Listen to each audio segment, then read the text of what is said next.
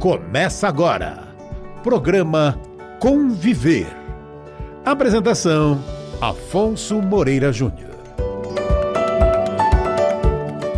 Boa tarde a você que nos acompanha pela Rede Boa Nova de Rádio, pela TV Mundo Maior, emissoras da Fundação Espírita André Luiz e também pelo nosso portal mundomaior.com.br.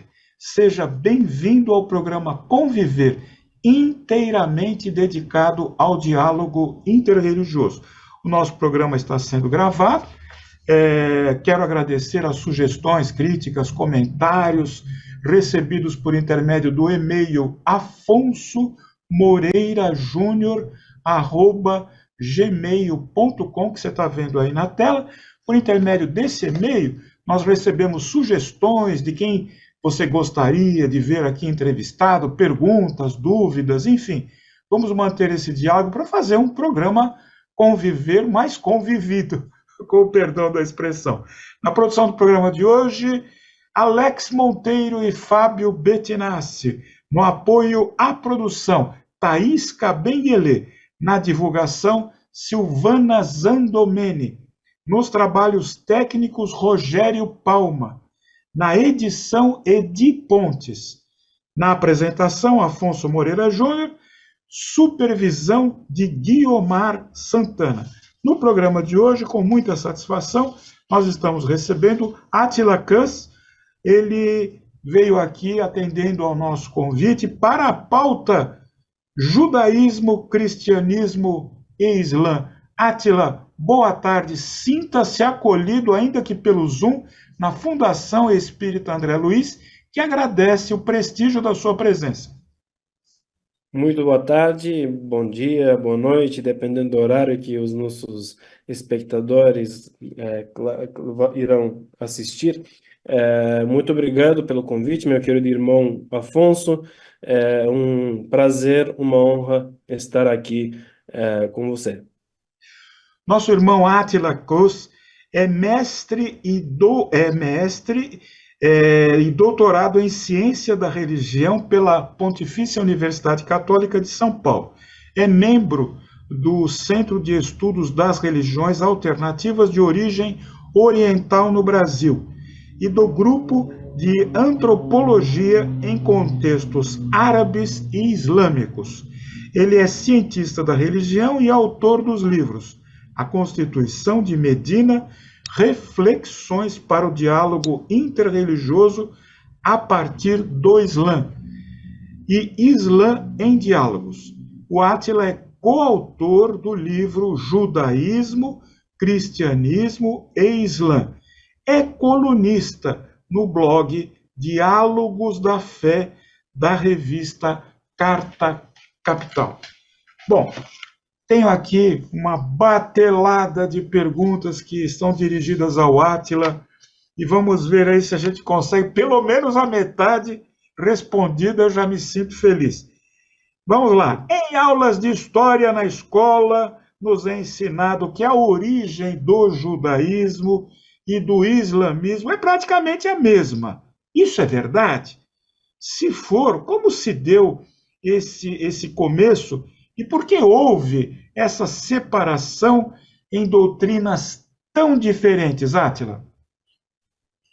Bom, a pergunta é muito pertinente, justamente vindo para coautor de um livro que é intitulado nas três religiões monoteístas, no cristianismo, no judaísmo, cristianismo e islã.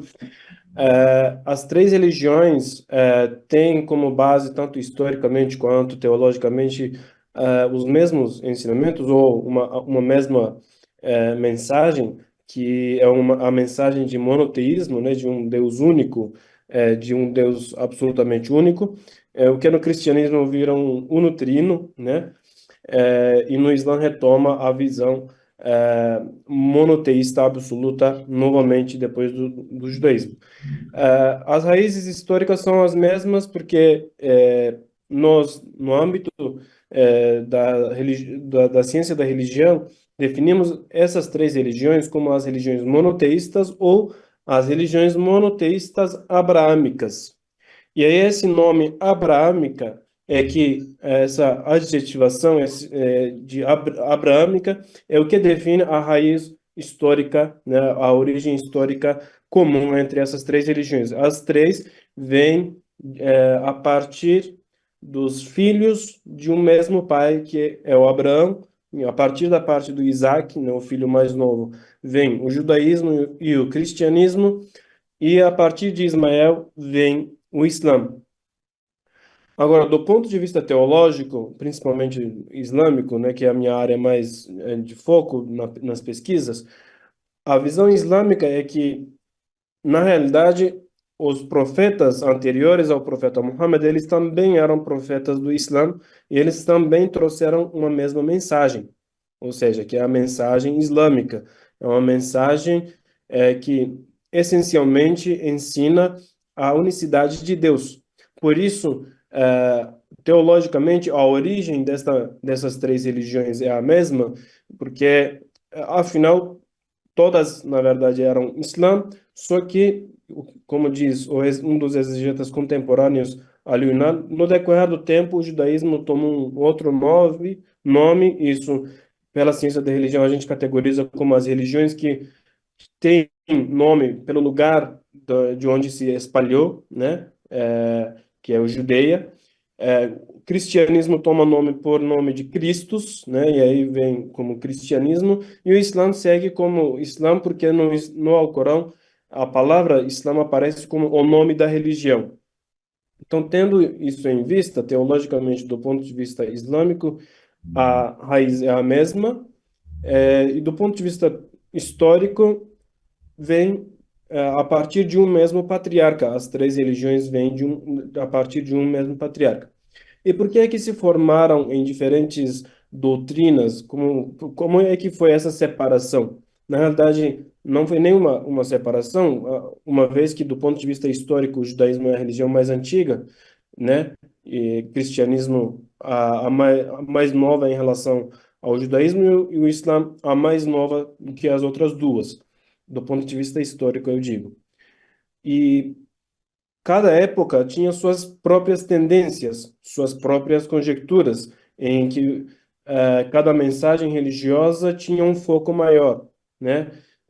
Na época de Jesus, por exemplo, você tem uma abordagem maior em relação ao amor, à compaixão, à justiça, enquanto, por exemplo, na época do judaísmo, dos Dez Mandamentos, você tem uma série de mandamentos que é justamente para regularizar a visão religiosa dos hebreus, né, que há muito tempo estavam sendo privados dos seus valores básicos de seus patriarcas, Isaac, Jacó, José, assim por diante.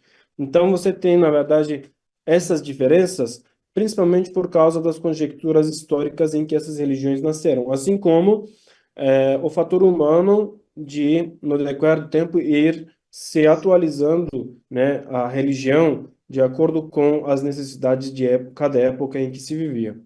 Então, a minha explicação pessoal, né, em relação a, a essa pergunta seria essa. Muito bem, Átila. Aqui vai uma pergunta pessoal que eu acho que cabe sim, cabe sim. Como é que começou essa sua paixão pelo estudo das religiões e principalmente esse foco na religiosidade oriental, Átila? Já vem de família, a sua descendência, a ascendência Bom, religiosa? como o meu nome revela, né, eu não sou brasileiro, sou estrangeiro, sou da Turquia, vivo no Brasil há 11 anos. E na Turquia eu já tinha muito interesse em estudar a religião e como a maioria do povo da Turquia, 95% da população, venho de uma família muçulmana, venho de uma família islâmica, né? Os meus pais me educaram sobre os valores islâmicos, assim como me instigaram sempre ao estudo. E eu tive interesse por um tempo nos estudos sobre a religião, graças a uma professora minha durante o Fundamental 2. Depois perdi esse interesse, e depois, meio que por incentivo do meu pai, tive novamente o interesse em estudar a religião. E aí foi o período que eu escolhi estudar no colégio, né, na escola de formação de imãs e pregadores, que seria uma espécie de escolas de teologia. Então, a minha jornada de estudos sobre a religião começa lá, nessa escola, em 2009, e depois, durante esses estudos, também tive a oportunidade de estudar a história comparada das religiões. E isso me instigou mais ainda a conhecer as outras religiões, pesquisar mais sobre as outras religiões também. E graças a uma bolsa de estudo que eu consegui, vim ao Brasil 11 anos atrás e comecei a estudar aqui. E também, concomitantemente, comecei a me envolver mais nos trabalhos do diálogo interreligioso, né? Isso foi um motivo muito grande de querer estudar ainda mais sobre as religiões e me levou a fazer o meu mestrado em ciência da religião na PUC de São Paulo. E uma vez entrando nesse âmbito, né, nesse mundo, nesse universo das religiões, a gente não parece que não quer sair mais. Então, cada vez mais, quis mais estudar e mais estudar e mais estudar, e isso só foi se aprofundando. Graças a Deus. E você é conquista nossa aqui, não vai voltar para a Turquia mais, não. Só para passear e rever lá os parentes. O Átila, falando na Turquia, fala um pouquinho para nós. Eu sei que se acompanha, claro, é sua terra natal. Turquia, política e religião. Comentário seu a propósito da atualidade de política e religião na Turquia de hoje. A Turquia atual lida com um sério problema de populismo da extrema-direita, que envolve muito o uso dos valores religiosos, né? E o governo atual se declara um governo islamista, né? Islamistas são aqueles grupos que nascem supostamente sob pretexto de divulgar mais a mensagem islâmica, de ensinar os valores islâmicos, só que no decorrer do tempo sempre analisamos que saíram desse caminho de ensinar, ou nunca foi, na realidade, a ideia deles. Então, o governo atual é um governo islamista que se aproveita muito do passado muito antirreligioso da Turquia, né? Porque a Turquia, a República da Turquia tem 100 anos, esse ano vai fazer 101 anos, e desde a sua existência quase, é, teve uma doutrina antirreligiosa. Isso envolveu perseguição a vários grupos religiosos, entre eles principalmente muçulmanos, mas também cristãos e judeus. Tanto que no Brasil nós temos judeus oriundos da Turquia, que são os judeus sefaradis. E isso somente foi crescendo até o início dos anos 2000, quando o governo atual, o partido que está no poder atualmente, ganhou nas eleições de 2002 e quando chegou ao poder não saiu mais, né? Inclusive, muitas vezes as pessoas me perguntam qual que é a minha visão sobre a política da Turquia antes desse governo. Eu digo, desde que eu me reconheço de gente, esse governo está no poder. Os outros eu nem lembro tanto assim. Eu lembro que tinha um período de crise econômica muito forte, só que eu não lembrava tanto, porque era criança. Então, o governo atual chega como um governo democrático, como um partido democrático, só que no decorrer do tempo começa a usar muito, como é na atualidade, a religião para os pretextos políticos, para as propostas políticas deles, entre eles a legitimação de corrupção, a legitimação da violência contra as minorias, da violência contra a oposição e assim por diante. Então, a relação da política na Turquia, a relação da política com a religião, é uma relação que é um cenário que, na verdade, nós analisamos quase no mundo todo, em que principalmente os partidos de extrema direita se aproveitam dos conceitos e valores religiosos para se legitimar no poder. Atila, voltando para o Brasil, eu queria saber a sua opinião sobre a ascensão do fundamentalismo que está se infiltrando na vida política do Brasil. É o ovo da serpente? Eu creio que sim. Creio que seja assim o ovo da serpente. O fundamentalismo, a princípio, não era para ser um movimento violento. O fundamentalismo surge como um movimento de apenas a leitura dos textos sagrados ao pé da letra, de uma forma sem exegeses, sem interpretações, sendo que isso em si já é uma forma de interpretar o texto, né? Só que no decorrer do tempo se torna em um movimento de imposição, né? E vai se fortalecendo em cima do uso dos valores religiosos novamente, de supostamente outros grupos não seguirem adequadamente a religião e colocar a religiosidade de outros grupos em xeque. E a política é o melhor campo para poder disseminar essas ideias, né? Porque a partir da política você consegue se expressar perante milhões, perante multidões ao redor do Brasil. E uma vez encontrado o espaço, o que mais acontece na nossa atualidade é que os grupos fundamentalistas estarem nos plenários, nas câmaras, nas assembleias e expressando as suas ideias em relação à religião no púlpito que é secular, né? Problema, ninguém deveria ter, na realidade, problema com a religiosidade do outro, a partir do momento que essa religiosidade do outro, né? E aí quando eu falo religiosidade, não falo da religião, mas da visão subjetiva de cada um, né? Enquanto essa religiosidade do outro não faz nenhum mal à sociedade, a outras pessoas, não deveria ser uma questão de problema, né? Uma questão de problematização, mas quando vira essa ameaça para a sociedade, começa a impor que os outros sigam o mesmo modelo, aí virá um problema. Ainda mais em se tratando em um púlpito que é totalmente secular, laico, onde você diz, não, esse púlpito, né, esse ambiente pode ser secular quanto quiser, e eu sou terrivelmente cristão, terrivelmente judeu, terrivelmente muçulmano e assim por diante, eu vou expressar a minha religiosidade e quero que todo mundo siga esse modelo que eu estou propondo. Aí vira o que a gente chama de extremismo, categoricamente, né? Então, ovo da serpente ou não é uma questão que pode ser discutida mais ainda pelos respectivos especialistas em outras formas de fundamentalismo acontecer, né? Mas que é algo que podemos ver como uma ameaça para a sociedade, sim.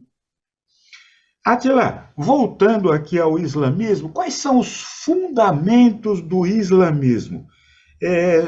A propósito de quais pontos, segundo o seu entendimento, ele pode ajudar o homem a se aproximar mais de Deus?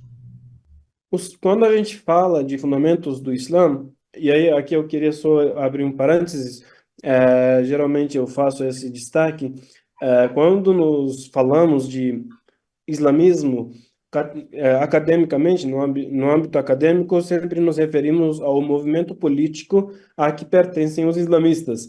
E quando falamos Islã, ou Islam, como eu prefiro falar, né, com M de Maria no final, quando nos falamos da religião. Quando é, queremos falar a respeito dos fundamentos do Islã, você pode dividir isso em várias etapas, né, em várias categorias. Primeiro, os fundamentos da fé, que são basicamente conhecidos, geralmente nas escolas passam, mas principalmente nas aulas de ensino religioso, mas que sempre é bom relembrar, né? A crença em um Deus único, a crença nos anjos, a crença nos livros sagrados. Sim, os muçulmanos têm a obrigação, por exemplo, de acreditar que o Evangelho de Jesus é um texto originalmente revelado por Deus, que Torá é um texto revelado por Deus, os Salmos também. A crença nos profetas e mensageiros de Deus, que são 124 mil profetas enviados para a humanidade toda. A crença no dia do juízo final e a ressurreição e crença no destino. Agora, do ponto de vista prático, uma outra categoria de valores islâmicos, uma das coisas que mais aproxima o ser humano de Deus é a questão da prática das orações, do jejum e da caridade. Essas são as práticas fundamentais também do Islã, que sempre buscam ensinar o ser humano a ser um espírito, uma alma sempre mais humilde, mais empático, né? De poder compartilhar com o outro o que se tem também, né? Há um ditado do profeta Muhammad, que na verdade é um relato dele, né, através de uma revelação, que Deus diz que Deus se dirige a uma pessoa e diz: Eu estava doente e você não me visitou. E a pessoa responde: Mas o Senhor é longe de se parecer com a sua criação. Como é que ficou doente e eu não o visitei? Deus diz: Pois o meu servo, Fulano, estava doente e você não o visitou. Eu estava com fome, com sede e você não me saciou, não me alimentou. E a pessoa de novo responde: Mas o Senhor é longe de se parecer com a sua criação, né? Como é que fica com fome, passa sede? Então, meu servo fulano, ele passava fome e você não o ajudou, e assim por diante. Então, do ponto de vista islâmico, e aí a minha concepção também é dessa forma, o que mais pode aproximar o ser humano de Deus é a prática da oração, a prática do jejum, mas também, talvez mais ainda, é o outro ser humano, né? Ajudar o outro ser humano e estar sempre em empatia com outro ser humano e levantar, ajudar o outro a se levantar, a ter uma sociedade mais justa, a uma sociedade mais equilibrada, mais equitativa. Essas são as ações que podem e com certeza vão aproximar um ser humano de Deus. Muito esclarecedor, Átila. Agora, por que as mulheres no Islã elas são relegadas a um segundo plano, tendo poucos privilégios e com a obrigação do uso da burca? As perguntas estão aqui, vão chegando para serem respondidas. Agradeço o seu carinho para conosco, Átila. Primeiro que, na verdade, as mulheres não são colocadas em segundo plano. Eu sempre gosto de dar o exemplo da esposa do próprio profeta Muhammad, que era empresária e chefe dele, mesmo depois de casados, era chefe dele e continuou, né, ele continuou trabalhando para a esposa, é, e ela era a mantenedora. Por outro lado, depois que essa esposa faleceu, quando ele se casa com Aisha, né, a Aisha, a outra esposa dele, depois de imigração para Medina, ela também sempre está à frente, ensinando as mulheres, as crianças sobre a religião e tudo que aprendia do profeta. Então, na realidade, e outros exemplos existem ainda, a mulher não é colocada em segundo plano, né? Existem práticas de alguns países que são práticas totalmente culturais e locais que relegam a mulher para um segundo plano, para um plano de, você só pode ser dona de casa, né? Mas, na realidade, isso é uma prática que é mais cultural do que necessariamente religioso, né? É claro que esses grupos, né, esses países, nessas políticas, conseguem achar alguma interpretação da religião para permitir isso, né? Mas isso não tem um fundamento na religião. Pelo contrário, a religião islâmica, no ambiente em que emerge historicamente, é uma religião que traz direitos à mulher, né? A gente fala de uma sociedade em que as mulheres eram vistas como uma condenação, como uma maldição, né?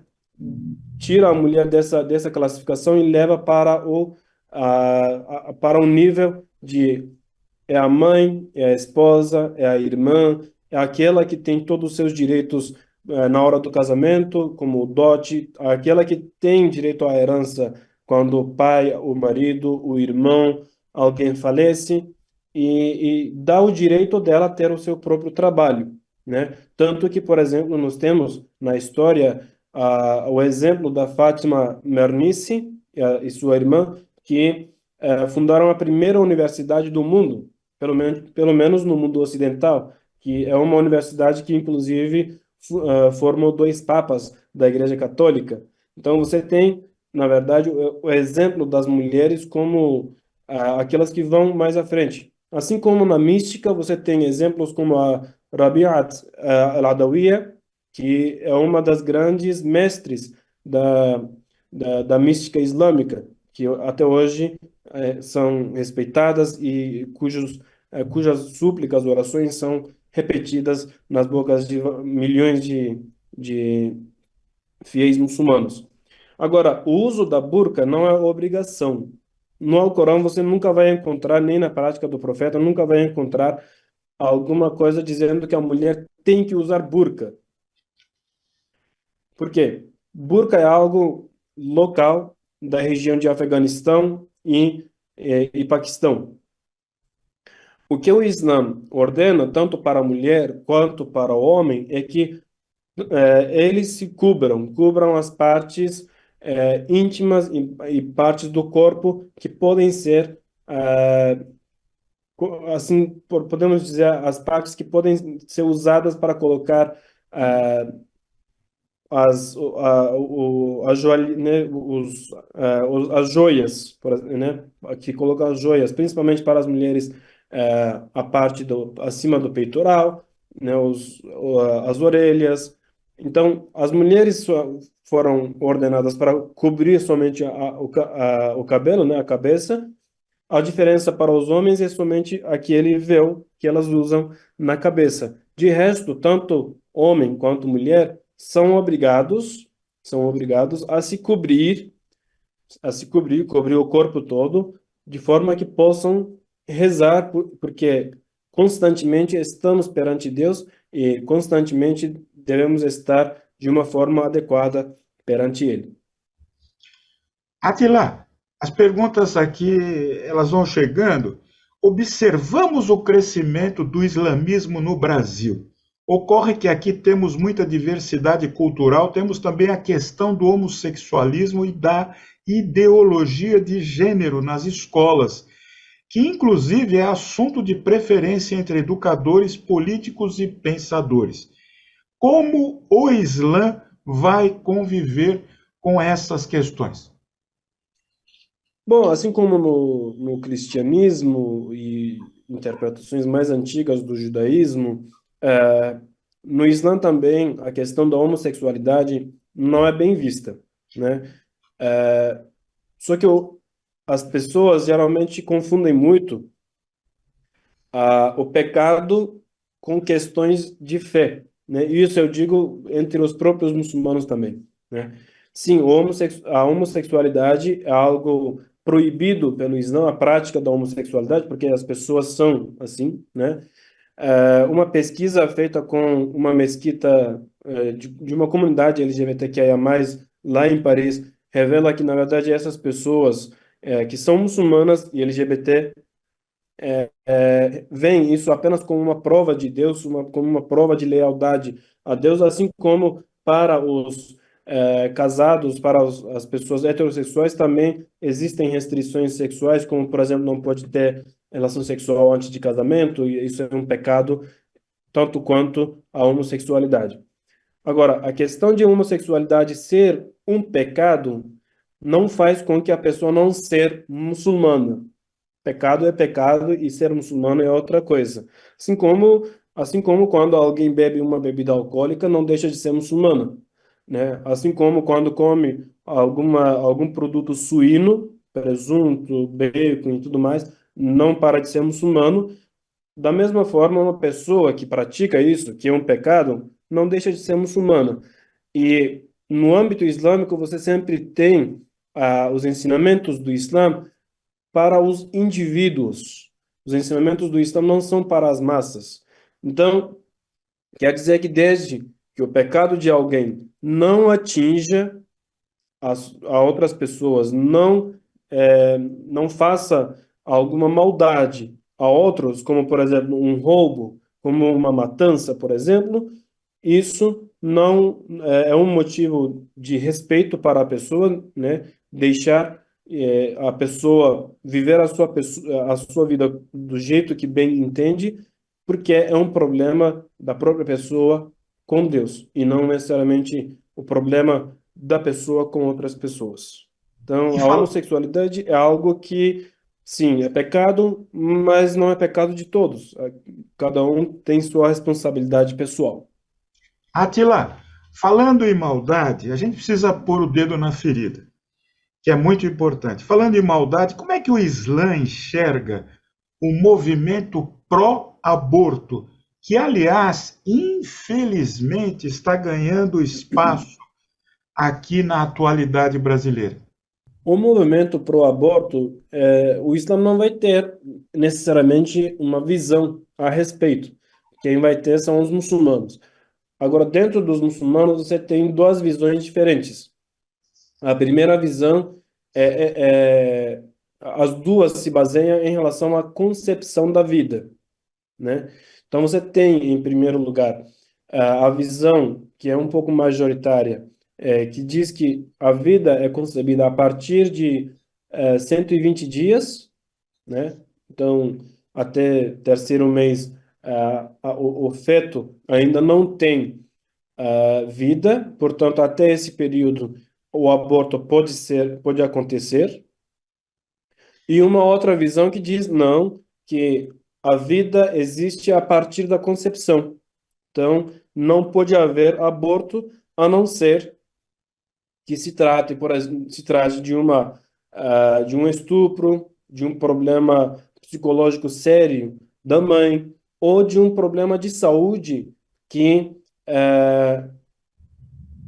a gravidez possa colocar em risco, né? Então, por exemplo, se a pessoa, em caso de gravidez, pode correr o risco de danos maiores fisicamente, nesses casos, o aborto é permitido.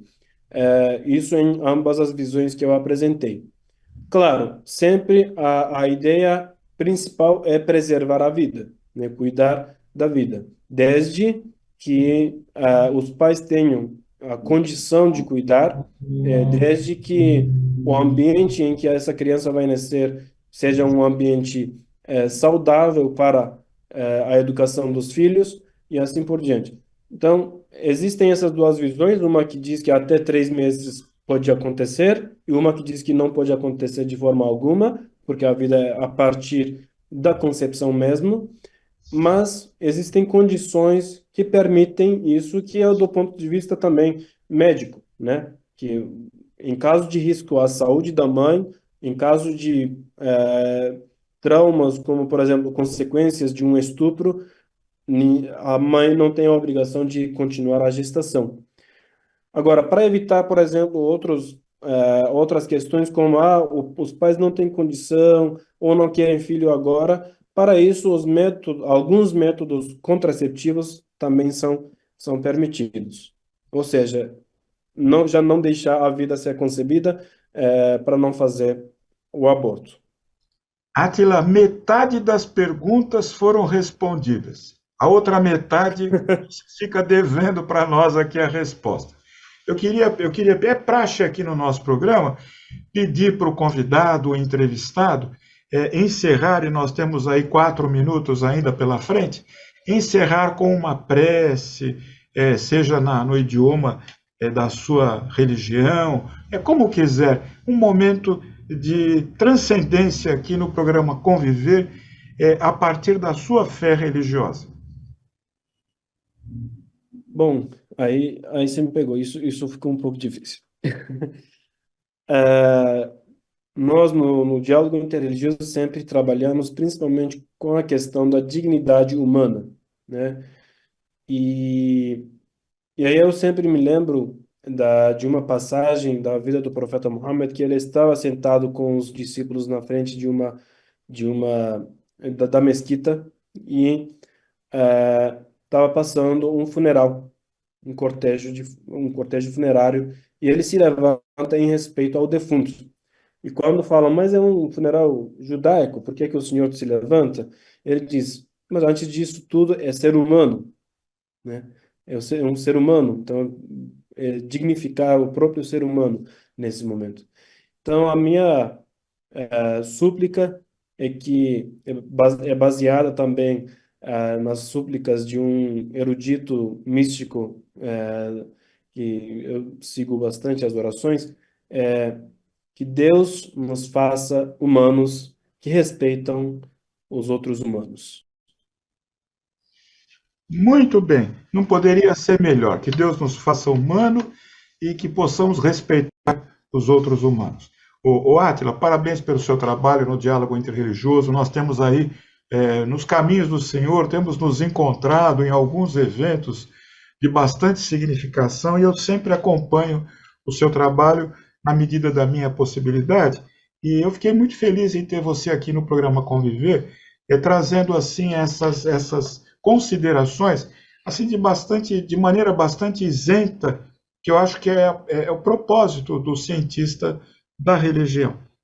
Eu confesso a você que essa expressão cientista da religião ainda estou procurando me acostumar com ela, porque a religião me parece que, claro, no Espiritismo nós temos a ciência espírita, a recomendação de que a religião deve acompanhar o caminho da ciência. Mas, de qualquer forma, para nós ainda, digamos que seja novidade, o cientista da religião.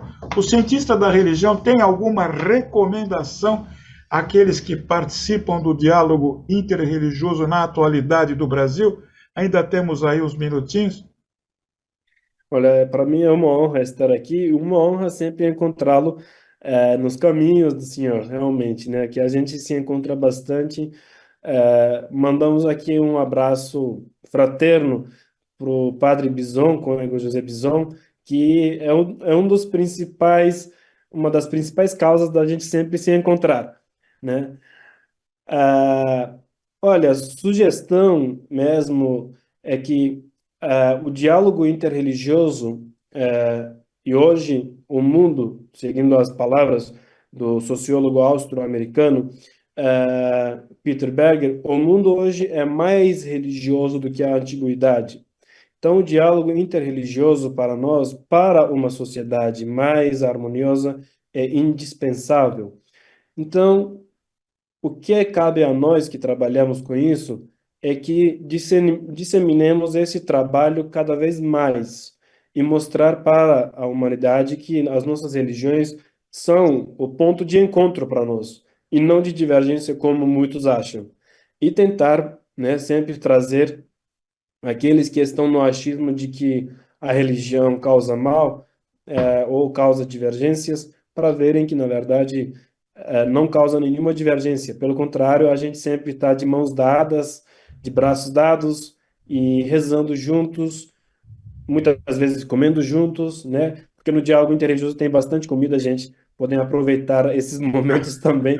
Então, a minha sugestão humilde seria que a gente tentasse levar mais pessoas para esses ambientes muito frutíferos. Muito bem, Átila. Agradeço imensamente, em nome da produção, em nome da Fundação Espírita André Luiz, a sua passagem produtiva aqui pelo nosso programa Conviver e espero, vou guardar aqui a outra metade das perguntas na gaveta, na esperança de que você encontre um espaço aí na sua agenda para retornar até o programa. Muito obrigado, Átila. Eu que agradeço. Um abraço. O programa Conviver vai ficando por aqui. Eu sou paz, eu sou luz Eu sou Saúde. Até o próximo programa, se Deus assim o permitir.